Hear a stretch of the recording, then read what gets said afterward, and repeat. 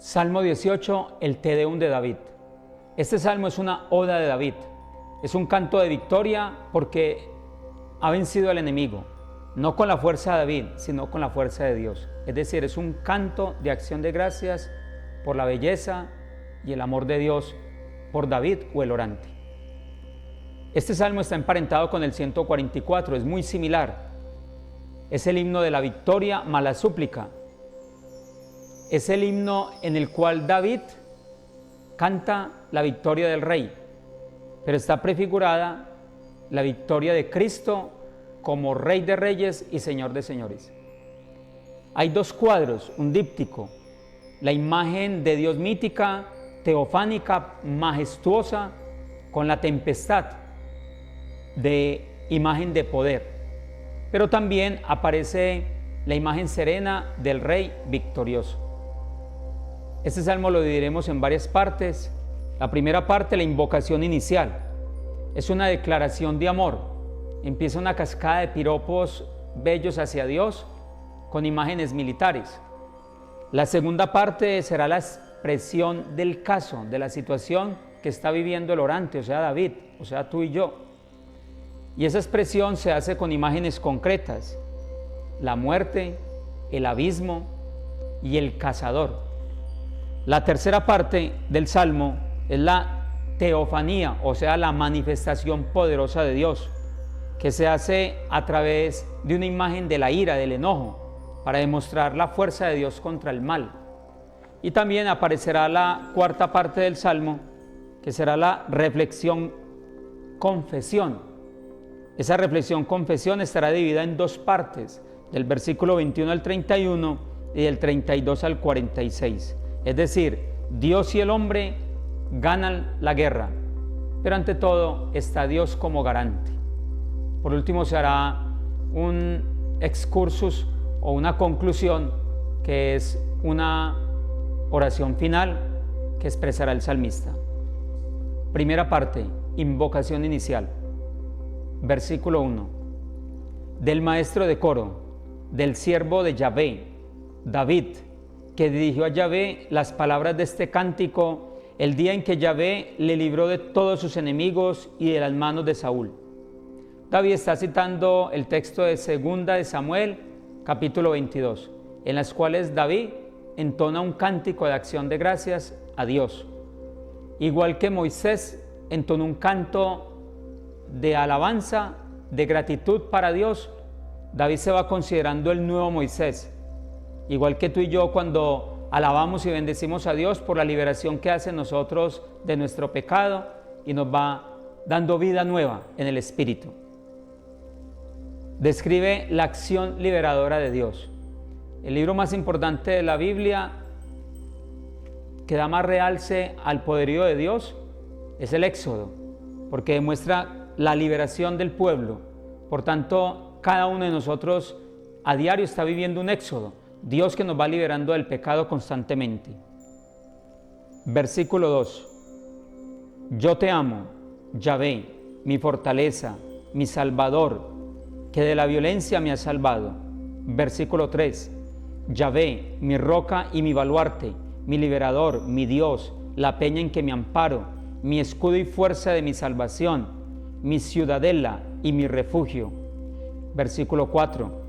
Invoco a Yahvé, que es digno de alabanza, y quedo a salvo de mis enemigos. Es decir, aparece el amor de Dios como la liberación máxima. La inocencia del hombre es una acción secundaria. Lo más bello acá es que Dios ama al hombre y amando lo libera. Aparecen también los 10 títulos referidos a Dios. Los rabinos dicen que son las 10 cuerdas del arpa.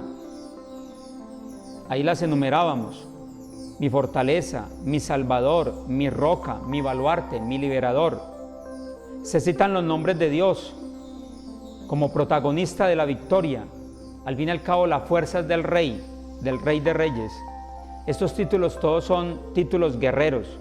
Nuestro Dios es guerrero, es fuerte y poderoso. Segunda parte, expresión del caso. Versículo 5.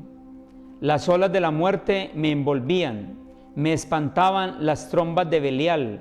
Versículo 6. Los lazos del Sheol me rodeaban, me aguardaban los cepos de la muerte.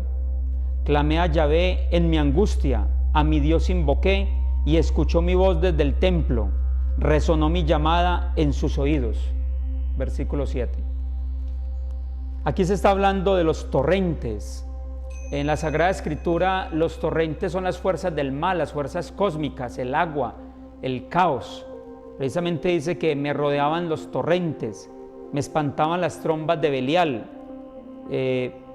Ante la oscuridad, ante el caos, aparece Dios calmando el caos. Por eso en el libro del Génesis, Dios aquieta el desorden y pone el orden, el cosmos. Aparece la imagen del Sheol, es decir, la imagen del ruido miedoso de la muerte, pero que Dios tiene esa capacidad de levantarme, de sacarme de ahí. La única salida del salmista es mirar hacia arriba, es decir, la oración. Tercera parte del Salmo, la teofanía, es decir, la manifestación poderosa de Dios a través de una imagen de ira, pero es una imagen antropomórfica de Él. La tierra fue sacudida y vaciló, retemblaron las bases de los montes, vacilaron bajo su furor. Una humareada subió de sus narices y de su boca un fuego que abrasaba. De él salían carbones encendidos. Es decir, que Dios actúa, Dios es juez. Todos tenemos una imagen preciosa de Dios y Dios es maravilloso, es hermoso y bello y nos ama. Pero no se nos olvide que Dios también es juez, porque nos ama, es justo y hay justicia porque precisamente hay amor, si no sería un Dios malo. Dios actuando a través de una manera tempestuosa, y de esa manera es que libra al hombre. Cuando dice que los montes tiemblan, significa de que eso que es algo tan sólido para nosotros se mueve, mientras que Dios permanece estable por el poderío y por la justicia de Él. Versículo 10. Él inclinó los cielos y bajó un espeso nublado debajo de sus pies. Cabalgó sobre un querubín, emprendió el vuelo, sobre las alas de los vientos planeó. Se puso como tienda un cerco de tinieblas, tinieblas de las aguas, espesos nubarrones. Versículo 13. Del fulgor que le precedía se encendieron granizo y ascuas de fuego. Tronó Yahvé en los cielos, lanzó el Altísimo su voz, arrojó saetas y los puso en fuga, rayos fulminó y sembró derrota. El fondo del mar quedó a la vista, los cimientos del orbe aparecieron ante tu imprecación, Yahvé, al resollar el aliento en tus narices. Versículo 17. Él extiende su mano de lo alto para asirme, para sacarme de las profundas aguas. Aparece entonces aquí unas imágenes epifánicas, teofánicas, poderosas de Dios, con las cuales quiere demostrar uno que Dios es grande, temible, trascendente, y utilizan la imagen de la tempestad a través de sus características concretas o sus imágenes preciosas. Ejemplo, aparece la imagen del relámpago.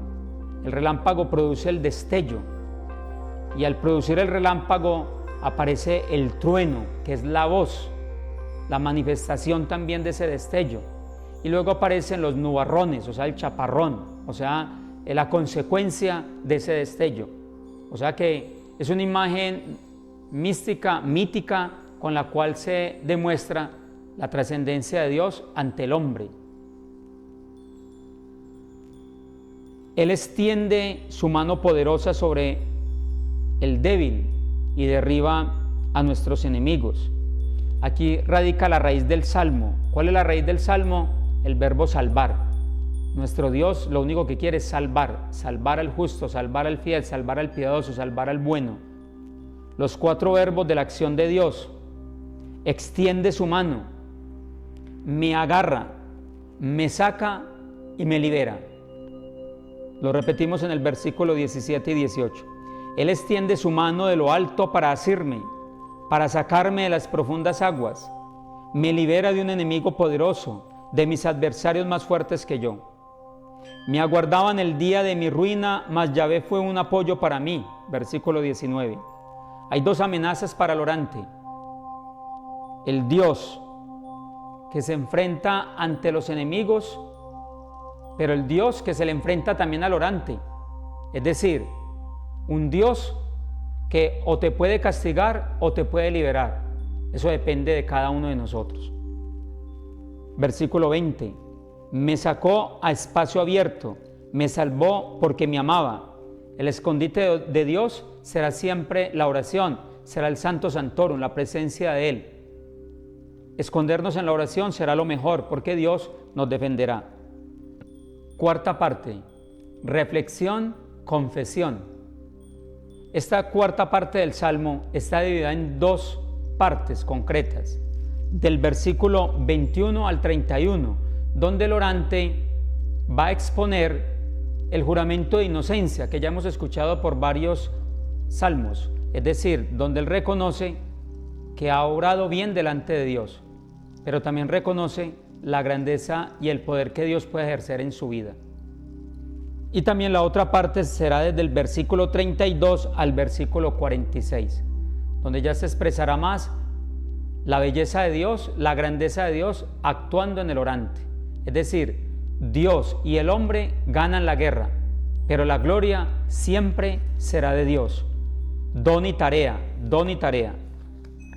Solamente aclararé, porque el Salmo continúa, que bueno que en la casa cada uno de nosotros vaya proclamando el Salmo, haciendo la oración. Me detendré solamente aclarando el versículo 34. El versículo 34 dice así: Dios hace mis pies como de ciervas, y en la altura me sostiene en pie. Los rabinos explican este versículo de manera preciosa. Las ciervas son las gacelas. Las gacelas es la imagen de la mujer. Las piernas son el símbolo de la fe en el pensamiento jasídico. Por tanto, la fe interior en la mujer es más fuerte que la del hombre.